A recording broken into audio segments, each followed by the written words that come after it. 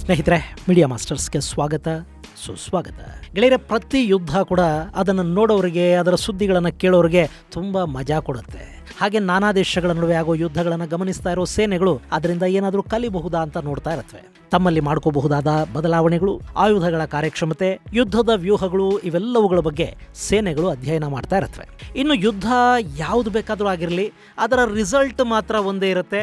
ಸೋತವನು ಸಂಪೂರ್ಣವಾಗಿ ನಾಶ ಆಗ್ತಾನೆ, ಗೆದ್ದವನು ತಕ್ಕ ಮಟ್ಟಿಗೆ ಹಾಳಾಗಿರ್ತಾನೆ. ಗೆಳೆಯರೆ, ಈಗ ಇರಾನ್ ಹಾಗೂ ಇಸ್ರೇಲ್ ಯುದ್ಧ ಇದೆಯಲ್ಲ, ಅದು ಭಾರತಕ್ಕೆ ಕೂಡ ಒಂದಷ್ಟು ಪಾಠಗಳನ್ನು ಕಲಿಸ್ತಾ ಇದೆ. ಮುಂದಿನ ಯುದ್ಧಗಳಲ್ಲಿ ಭಾರತ ಮಾಡ್ಕೋಬೇಕಿರೋ ಬದಲಾವಣೆಗಳ ಬಗ್ಗೆ ಈ ಕದನ ಒಂದಷ್ಟು ಬೆಳಕು ಚೆಲ್ತಾ ಇದೆ. ಹಾಗಾದರೆ ಏನದು ಇರಾನ್ ಇಸ್ರೇಲ್ ಯುದ್ಧದ ವೈಶಿಷ್ಟ್ಯ? ಅಲ್ಲಿ ಭಾರತ ಹೆಚ್ಚು ಗಮನ ಕೊಡಬೇಕಾದ ಆಯುಧಗಳು ಯಾವುವು? ಭಾರತ ಆ ವಿಷಯದಲ್ಲಿ ಏನು ಮಾಡ್ತಾ ಇದೆ? ಬನ್ನಿ ನೋಡೋಣ.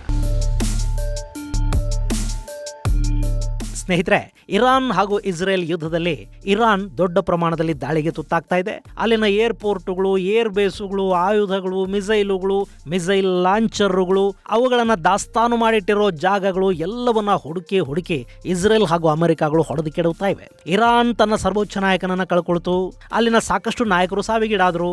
ಮತೀಯ ಸಂಘಟನೆಗಳ ಪ್ರಮುಖರು, ಸರ್ವೋಚ್ಚ ನಾಯಕನ ಸಲಹೆಗಾರರು, ಹಾಗೆ ಸೇನಾಧಿಕಾರಿಗಳು, IRGCಯ ಮುಖ್ಯಸ್ಥರು, ಹೀಗೆ ಅನೇಕರನ್ನ ಇರಾನ್ ಕಳ್ಕೊಂಡಿದೆ. ಆದರೆ ಅಲ್ಲಿ ಎರಡನೇ ಹಂತದ ನಾಯಕತ್ವ ಈಗ ಆ ಯುದ್ಧ ಮತ್ತು ದಾಳಿಗಳನ್ನು ಮುಂದುವರಿಸ್ತಾ ಹೋಗ್ತಾ ಇದೆ. ಅಲ್ಲಿ ನಿನ್ನೆ ರಾತ್ರಿ ಇಸ್ರೇಲ್ ಮಾಡಿದ ಭಯಾನಕ ದಾಳಿಗಳ ಪರಿಣಾಮ ಮತ್ತೆ ಭೂಮಿ ನಡುಗಿದೆ. ಇಲ್ಲಿವರೆಗೆ ಸುಮಾರು 6,000ಕ್ಕೂ ಹೆಚ್ಚು ಬಾಂಬುಗಳನ್ನು ಇಸ್ರೇಲ್ ಹಾಗೂ ಅಮೆರಿಕಾಗಳು ಇರಾನ್ ಮೇಲೆ ಹಾಕಿವೆ. ಇರಾನಿನ ಮಿಸೈಲ್ ಶಕ್ತಿ ಕೂಡ ಕಡಿಮೆ ಆಗ್ತಾ ಹೋಗ್ತಾ ಇದೆ. ಏರ್ ಡಿಫೆನ್ಸ್ ಕಣ್ಮರೆ ಆಗಿದೆ. ಏರ್ ಫೋರ್ಸ್ ನಾಶ ಆಗಿದೆ.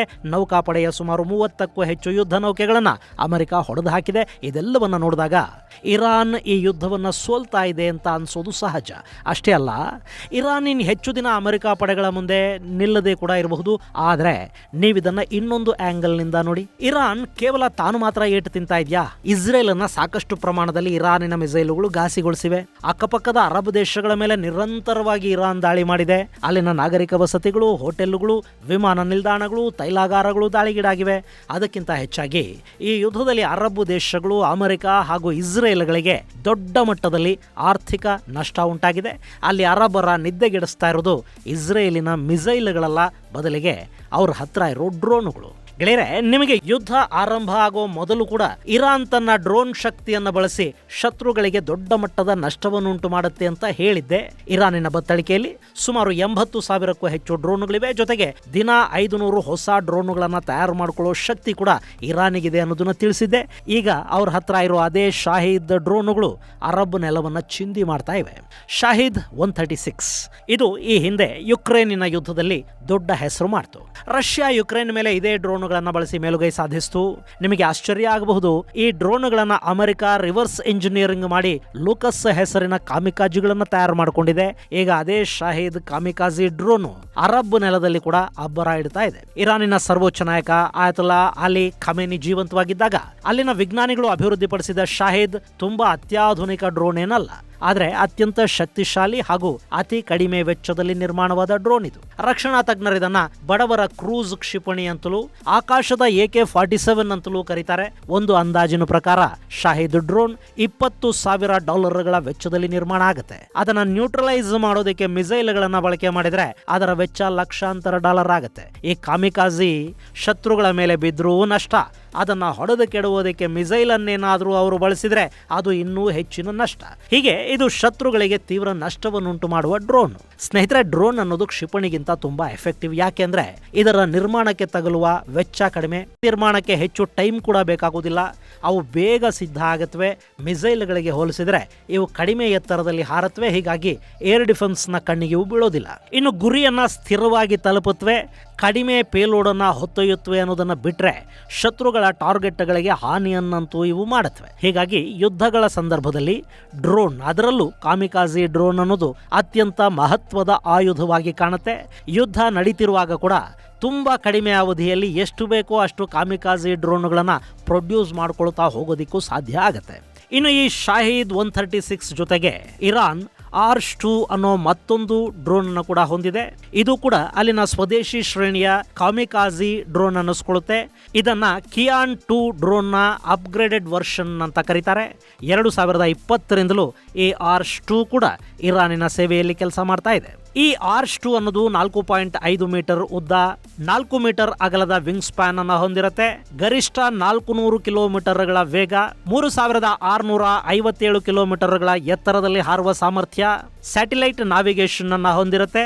ಹಾಗೆ 1.5 ಇಂದ 2,000 ಕಿಲೋಮೀಟರ್ ರೇಂಜ್ ಅನ್ನು ಕೂಡ ಈ ಆರ್ಚ್ ಮಿಸೈಲ್ಗಳು ಹೊಂದಿವೆ ಅಂತ ಹೇಳ್ತಾರೆ. ಇದನ್ನ ಇರಾನ್, ಕುವೈತ್ ಹಾಗೂ ಬಹರೈನ್ಗಳಲ್ಲಿನ ಅಮೆರಿಕಾದ ಬೇಸ್ಗಳ ಮೇಲೆ ಈಗ ಬಳಕೆ ಮಾಡ್ತಾ ಇದೆ. ಇವುಗಳನ್ನ ನ್ಯೂಟ್ರಲೈಸ್ ಮಾಡೋದಕ್ಕೆ ಬಹರೈನ್ ಹಾಗೂ ಕುವೈತ್ಗಳು ಮಿಸೈಲ್ಗಳನ್ನ ಬಳಸೋದಕ್ಕೆ ಹೋಗ್ತಾ ಇವೆ. ಅತಿ ಕಡಿಮೆ ಬೆಲೆಗೆ ಸಿಗುವ ಒಂದು ಡ್ರೋನ್ ಅನ್ನ ನಾಶ ಮಾಡೋದಕ್ಕೆ 1-2 ಮಿಸೈಲ್ಗಳನ್ನ ಬಳಸಿದ್ರೆ ಅದರ ಖರ್ಚು ಮತ್ತು ಅದರಿಂದ ಉಂಟಾಗುವ ನಷ್ಟ ಎರಡೂ ಕೂಡ ವಿಪರೀತ ಪ್ರಮಾಣದಲ್ಲಾಗತ್ತೆ. ಗೆಳೆಯರೆ, ಈ ಡ್ರೋನ್ ಅನ್ನೋದು ಕ್ಷಿಪಣಿಗಿಂತ ತುಂಬಾ ಎಫೆಕ್ಟಿವ್. ಸ್ನೇಹಿತರೆ, ಡ್ರೋನ್ಗಳ ಮಹತ್ವವನ್ನ ಭಾರತ ಈಗಲ್ಲ, ಆರ್ಮೇನಿಯಾ ಹಾಗೂ ಅಜರ್ಬೈಜಾನ್ ಯುದ್ಧದ ಸಂದರ್ಭದಲ್ಲೇ ಅರ್ಥ ಮಾಡ್ಕೊಳ್ತು. ಟರ್ಕಿಯ ಬೈರಕ್ತಾರ್ ಡ್ರೋನ್ಗಳ ಕಾರ್ಯಕ್ಷಮತೆಯನ್ನು ಕಂಡ ನಂತರ ಡ್ರೋನ್ಗಳು ಹೇಗೆ ಯುದ್ಧ ರಂಗಗಳಲ್ಲಿ ಶತ್ರುಗಳಿಗೆ ನಷ್ಟವನ್ನುಂಟು ಮಾಡುತ್ತವೆ ಅನ್ನೋದನ್ನ ಭಾರತ ಅರ್ಥ ಮಾಡ್ಕೊಳ್ತು. ಆ ನಂತರ ಅದು ಯುಕ್ರೇನ್ ಯುದ್ಧದಲ್ಲಿ ಭಾರತದ ಕಣ್ಣಿಗೆ ಮತ್ತಷ್ಟು ಢಾಳಾಗಿ ಕಾಣಿಸ್ತು. ಹೀಗಾಗಿ ಭಾರತ ಕೂಡ ಸಾಕಷ್ಟು ಲಾಯ್ಟರಿಂಗ್ ಮ್ಯುನೇಷನ್ಗಳನ್ನ ಅಂದ್ರೆ ಕಾಮಿಕಾಜಿ ಡ್ರೋನ್ಗಳನ್ನ ಸಿದ್ಧ ಮಾಡಿಟ್ಕೊಳ್ಳೋದಕ್ಕೆ ಮುಂದಾಯಿತು. ಈ ಲಾಯ್ಟರಿಂಗ್ ಮ್ಯುನೇಷನ್ ಅಂದ್ರೆ ಅವು ಶತ್ರುಗಳ ಟಾರ್ಗೆಟ್ಗಳ ಮೇಲೆ ತೇಲ್ತಾ ಇರುತ್ತವೆ, ಸರಿಯಾದ ಸಂದರ್ಭ ಮತ್ತು ಗುರಿಯನ್ನ ಗುರುತಿಸಿ ದಾಳಿಯನ್ನ ಮಾಡುತ್ತವೆ. ಇಂಥ ಲಾಯ್ಟರಿಂಗ್ ಮ್ಯುನೇಷನ್ಸ್ ನಮ್ಮಲ್ಲಿ ಸಾಕಷ್ಟಿವೆ. ಇದರ ಜೊತೆ ಈಗ ಶೇಷನಾಗ್ ಅನ್ನೋ ಡ್ರೋನ್ ಕೂಡ ಭಾರತದ ಬತ್ತಳಿಕೆಯನ್ನ ಸೇರೋದಕ್ಕೆ ಸಿದ್ಧಗೊಂಡು ನಿಂತಿದೆ. ಶೇಷನಾಗ್ನ ಎಲ್ಲ ತಾಂತ್ರಿಕ ಪರೀಕ್ಷೆಗಳನ್ನು ಈಗಾಗಲೇ ಮುಗಿಸಿದ್ದಾರೆ. ಇದನ್ನ ನಮ್ಮ ಬೆಂಗಳೂರು ಮೂಲದ new space research and technology ಸಂಸ್ಥೆ ನಿರ್ಮಾಣ ಮಾಡಿದೆ. ಒಂದಷ್ಟು ಜನ ನಿವೃತ್ತ ಏರ್ಫೋರ್ಸ್ನ ಇಂಜಿನಿಯರ್ಸ್ ಸೇರಿ ಕಟ್ಟಿರೋ ಸಂಸ್ಥೆ ಇದು. ಈ ನ್ಯೂ ಸ್ಪೇಸ್ ರಿಸರ್ಚ್ ಟೆಕ್ನಾಲಜಿ ಈ ಹಿಂದೆ ಆಲ್ಫಾ ಎಸ್ ಅನ್ನೋ ಸ್ವಾಮ್ ಡ್ರೋನ್ಗಳನ್ನ ಇದೇ ಸಂಸ್ಥೆ ನಿರ್ಮಾಣ ಮಾಡಿದೆ. ಆಲ್ಫಾ ಎಸ್ ಅನ್ನೋದು ಎಐ ಅಳವಡಿಸಲ್ಪಟ್ಟ ಲಾಯ್ಟರಿಂಗ್ ಮ್ಯುನೇಷನ್. ಇದು ಸುಮಾರು 700 ಕಿಲೋಮೀಟರ್ಗಳವರೆಗಿನ ರೇಂಜ್ ಅನ್ನು ಹೊಂದಿರುತ್ತೆ. ಸರ್ವೆಲೆನ್ಸ್ ಮತ್ತು ಪ್ರಿಸಿಷನ್ ಸ್ಟ್ರೈಕ್ ಗಾಗಿ ಬಳಸುವ ಕಾಮಿಕಾಜಿ ಡ್ರೋನ್ ಅಂತ ಈ ಆಲ್ಫಾ ಎಸ್ ಕರೆಸ್ಕೊಳ್ತಾ ಇದೆ. ಇದನ್ನ ತಯಾರು ಮಾಡಿದ ಸಂಸ್ಥೆನೇ ಈಗ ಶೇಷನಾಗ್ 150 ಅನ್ನ ಸಿದ್ಧಪಡಿಸ್ತಾ ಇದೆ. ಇದಕ್ಕೆ ಶೇಷನಾಗ್ ಅಂತ ಹೆಸರು ಕೊಡೋದಕ್ಕೆ ಕೂಡ ಒಂದು ಕಾರಣ ಇದೆ. ಗೆಳೆಯರೆ, ಶೇಷನಾಗ ಅನ್ನೋದು ನಮ್ಮ ಪುರಾಣಗಳಲ್ಲಿ ಬರುವ ಒಂದು ಮಹಾ ಸರ್ಪ. ಈ ಶೇಷನಾಗ ಮಹಾವಿಷ್ಣುವಿನ ಪಲ್ಲಂಗ ಅಂತ ಕೂಡ ಹೇಳ್ತಾರೆ. ಮಹಾವಿಷ್ಣು ಇದರ ಮೇಲೆ ಮಲಗಿರ್ತಾನೆ ಅನ್ನೋ ಒಂದು ನಂಬಿಕೆ ಇದೆ. ಇದು ಬಹು ಹೆಡೆಗಳ ಸರ್ಪ. ಈ ಡ್ರೋನ್ಗೆ ಶೇಷನಾಗ ಅಂತ ಹೆಸರಿಡೋದಕ್ಕೆ ಕಾರಣ ಏನು ಅಂದ್ರೆ, ಇವು ಒಂದೊಂದಾಗಿ ಹೋಗಿ ದಾಳಿ ಮಾಡೋದಿಲ್ಲ. ಇವು ಸ್ವಾಮ್ ಡ್ರೋನ್ಗಳ ತರ ಕೆಲಸ ಮಾಡುತ್ತವೆ. ಗುಂಪು ಗುಂಪಾಗಿ ದಾಳಿಗೆ ಹೋಗುತ್ತವೆ. ಇವು ಲಾಯ್ಟರಿಂಗ್ ಮ್ಯುನೇಷನ್ಸ್ ಆಗಿರೋದ್ರಿಂದ ಗುರಿಯ ಮೇಲೆ ತೇಲುತ್ತವೆ, ಸಂದರ್ಭವನ್ನು ನೋಡಿಕೊಂಡು ದಾಳಿ ಮಾಡುತ್ತವೆ. ಲಾಂಗ್ ರೇಂಜ್ ಪ್ರಿಸಿಷನ್ ಸ್ಟ್ರೈಕ್ ಗಳಿಗೆ ಇವು ಅತ್ಯಂತ ಅದ್ಭುತವಾಗಿ ಕೆಲಸ ಮಾಡುತ್ತವೆ ಅಂತ ಹೇಳ್ತಾರೆ. ಸುಮಾರು 1ರಿಂದ 1,200 ಕಿಲೋಮೀಟರ್ ವರೆಗಿನ ರೇಂಜ್ ಅನ್ನ ಇವು ಹೊಂದಿರುತ್ತವೆ. ಇದು 150 ಕೆಜಿ ತೂಕವನ್ನು ಹೊಂದಿರುತ್ತೆ. ಸುಮಾರು 5 ಗಂಟೆಗಳ ಕಾಲ ಹಾರಾಡುವ ಸಾಮರ್ಥ್ಯವನ್ನು ಹೊಂದಿರುತ್ತೆ. ಹಾಗೆ 25ರಿಂದ 40 ಕೆಜಿಗಳಷ್ಟು ವಾರ್ ಹೆಡ್ ಅನ್ನ ಇದು ಹೊತ್ತೊಯ್ಯುತ್ತೆ. ಟ್ರಕ್ಗಳ ಮೂಲಕ ಅಥವಾ ಯಾವುದೇ ವಾಹನದ ಮೂಲಕ ಇದನ್ನ ಲಾಂಚ್ ಮಾಡೋದಕ್ಕೆ ಸಾಧ್ಯ ಆಗುತ್ತೆ. ಹೀಗಾಗಿ ಇದಕ್ಕೊಂದು ವಿಶೇಷವಾದ ಲಾಂಚರ್, ಲಾಂಚ್ ಪ್ಯಾಡ್ ಈ ತರದ ಅಗತ್ಯ ಇರುವುದಿಲ್ಲ. ಒಂದು ಕಡೆಯಿಂದ ಮತ್ತೊಂದು ಕಡೆಗೆ ಇವುಗಳನ್ನ ಸುಲಭವಾಗಿ ಸಾಗಿಸೋದಕ್ಕೆ ಸಾಧ್ಯ ಆಗುತ್ತೆ. ಎಲ್ಲಿ ಬೇಕೋ ಅಲ್ಲಿಂದ ಇವುಗಳನ್ನ ಲಾಂಚ್ ಮಾಡಬಹುದು. ನಮ್ಮ ಭಾರತದ ಪಂಜಾಬ್ ಅಲ್ಲಿ ಇದನ್ನ ಲಾಂಚ್ ಮಾಡಿದ್ರೆ ಪಾಕಿಸ್ತಾನದ ಯಾವುದೇ ನಗರವನ್ನು ಕೂಡ ಇದು ಟಾರ್ಗೆಟ್ ಮಾಡಿಕೊಂಡು ದಾಳಿ ಮಾಡುವ ಸಾಮರ್ಥ್ಯವನ್ನು ಹೊಂದಿರುತ್ತೆ. ಹಾಗೆ ನಮ್ಮ ಪೂರ್ವ ಗಡಿಗಳಿಂದ ಲಾಂಚ್ ಮಾಡಿದ್ರೆ ಪಶ್ಚಿಮ ಚೈನಾದ ಒಂದಷ್ಟು ನಗರಗಳನ್ನ ಇದು ಟಾರ್ಗೆಟ್ ಮಾಡಿಕೊಳ್ಳುತ್ತೆ. ಇದರ ಮತ್ತೊಂದು ವಿಶೇಷ ಅಂದ್ರೆ ಇದು GPS ಹಾಗೂ AI ವಿಜುವಲ್ ನ್ಯಾವಿಗೇಷನ್ ವ್ಯವಸ್ಥೆಯನ್ನ ಹೊಂದಿದೆ. ಹಾಗೆ ಸಾಮಾನ್ಯವಾಗಿ ಆಯುಧಗಳಲ್ಲಿ GPS ಎನೇಬಲ್ಡ್ ಸಿಸ್ಟಮ್ ಇರುತ್ತೆ. ಆದ್ರೆ ಇದು GPS ಅನ್ನ ಡಿಸೇಬಲ್ ಮಾಡಿಕೊಂಡು ಕೂಡ ತನ್ನ ಕೆಲಸವನ್ನ ಮಾಡಿ ಮುಗಿಸುತ್ತೆ. ಅಂದ್ರೆ ಯಾವುದೋ ಸಂದರ್ಭದಲ್ಲಿ GPS ಹ್ಯಾಕ್ ಆಯ್ತು ಅಥವಾ GPS ಅನ್ನೋದು ಅಮೆರಿಕಾದ ಕೈಲಿರೋದ್ರಿಂದ ಅಮೆರಿಕ ಅಲ್ಲಿ ಮತ್ತೇನಾದರೂ ಕಿತಾಪತಿ ಮಾಡಿದ ಸಂದರ್ಭದಲ್ಲಿ ಕೂಡ GPS ಅನ್ನ ಬಳಸದೆ ವಿಜುವಲ್ ನ್ಯಾವಿಗೇಷನ್ ಅನ್ನ ಬಳಸಿ ಇದು ತನ್ನ ಗುರಿಗಳನ್ನ ತಲುಪುವ ಸಾಮರ್ಥ್ಯವನ್ನ ಹೊಂದಿದೆ. ಹೀಗಾಗಿ ಇದು ಅತ್ಯಂತ ಬಲಿಷ್ಠ ಡ್ರೋನ್ ಅಂತ ಕರೆಸ್ಕೊಳ್ಳುತ್ತೆ.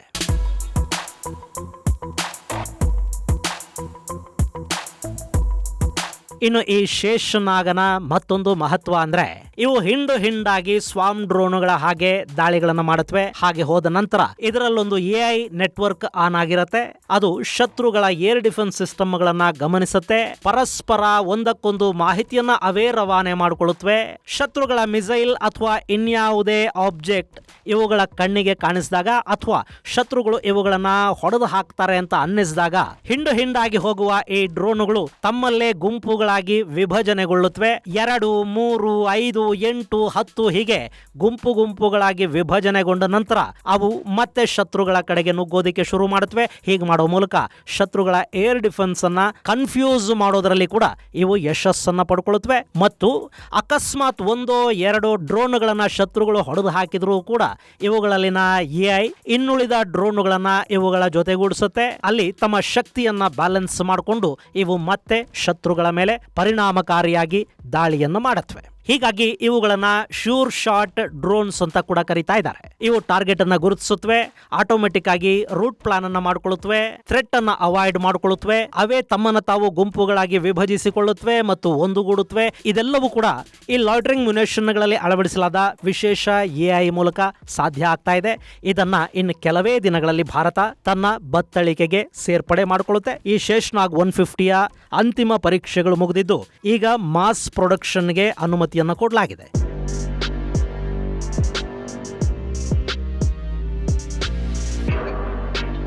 ಇದಲ್ಲದೆ ಕಾವೇರಿ ಇಂಜಿನ್ ಅನ್ನು ಬಳಸಿ ಭಾರತ ಘಾತಕ್ ಡ್ರೋನ್ ಅನ್ನು ಕೂಡ ಸಿದ್ಧಪಡಿಸಿಕೊಂಡಿದೆ. ಘಾತಕ್ ಭಾರತದ ಬತ್ತಳಿಕೆಯಲ್ಲಿನ ಮಹಾಸ್ತ್ರವಾಗಿ ಖ್ಯಾತಿಯನ್ನು ಪಡ್ಕೊಳ್ಳೋ ಸಾಧ್ಯತೆ ಇದೆ. ಘಾತಕ್ ಅನ್ನೋದು ಲಾಯ್ಟರಿಂಗ್ ಮ್ಯುನಿಷನ್ ಥರದ ಡ್ರೋನ್ ಅಲ್ಲ. ಇದು ಸುಮಾರು 2 ಟನ್ಗಳಷ್ಟು ಪೇಲೋಡ್ ಅನ್ನ ಹೊತ್ಕೊಂಡು ಹೋಗುತ್ತೆ. ಶತ್ರುಗಳ ಮೇಲೆ ದಾಳಿ ಮಾಡಿ ಮತ್ತೆ ವಾಪಸ್ಸು ಕೂಡ ಬರುತ್ತೆ. ಇದು ದಾಳಿಗೆ ಸರ್ವೆಲೆನ್ಸ್ಗೆ ಕೂಡ ಬಳಕೆಯಾಗಬಲ್ಲ ವಿಶೇಷ ಡ್ರೋನ್ ಅನ್ನಿಸ್ಕೊಳ್ತಾ ಇದೆ. ನಮ್ಮ ತೇಜಸ್ ಯುದ್ಧ ವಿಮಾನಗಳೇನಿವೆ ಅದರಲ್ಲಿ ಸುಮಾರು 5 ಟನ್ ಪೇಲೋಡ್ ಅನ್ನ ಹೊತ್ತೊಯ್ಯೋದಕ್ಕೆ ಸಾಧ್ಯ. ಆದರೆ ಘಾತಕ್ ಡ್ರೋನ್ 2 ಟನ್ಗಳವರೆಗಿನ ಪೇಲೋಡ್ ಅನ್ನ ಹೊತ್ತೊಯ್ಯುತ್ತೆ. ಇದು ಅನ್ಮ್ಯಾನ್ಡ್ ಏರಿಯಲ್ ವೆಹಿಕಲ್, ಹೀಗಾಗಿ ಪೈಲಟ್ಗಳ ಪ್ರಾಣಕ್ಕೆ ತೊಂದರೆ ಇರೋದಿಲ್ಲ. ಜೊತೆಗೆ ತೇಜಸ್ ಯುದ್ಧ ವಿಮಾನವೊಂದನ್ನು ತಯಾರು ಮಾಡಿಕೊಳ್ಳೋ ಖರ್ಚಿಗೆ ಹೋಲಿಕೆ ಮಾಡಿದ್ರೆ ಈ ಘಾತಕ್ನ ಖರ್ಚು ಕೂಡ ಸ್ವಲ್ಪ ಮಟ್ಟಿಗೆ ಕಡಿಮೆನೂ ಆಗೋದ್ರಿಂದ ಇದು ವೆಚ್ಚದ ದೃಷ್ಟಿಯಿಂದ ಕೂಡ ಭಾರತದ ಸೇನೆಗೆ ಸಾಕಷ್ಟು ಅನುಕೂಲವನ್ನ ಮಾಡಿಕೊಡಲಿದೆ ಅಂತ ಹೇಳ್ತಾ ಇದ್ದಾರೆ. ಇದು ಗೆಳೆಯರೆ, ಶಾಹಿದ್ ಹಾಗೂ ಅರ್ಶ್ ಡ್ರೋನ್ಗಳ ತರಾನೇ ಭಾರತದ ಬತ್ತಳಿಕೆಯನ್ನ ಸೇರಲಿರುವ ಶೇಷ್ನಾಗ್ 150 ಕುರಿತಾದ ಒಂದಷ್ಟು ಮಾಹಿತಿ. ಮುಂದಿನ ಸಂಚಿಕೆಯಲ್ಲಿ ಮತ್ತಷ್ಟು ವಿಶೇಷಗಳ ಜೊತೆ ಮತ್ತೆ ಭೇಟಿಯಾಗೋಣ. ಅಲ್ಲಿವರೆಗೆ ಜೈ ಹಿಂದ್, ಜೈ ಕರ್ನಾಟಕ.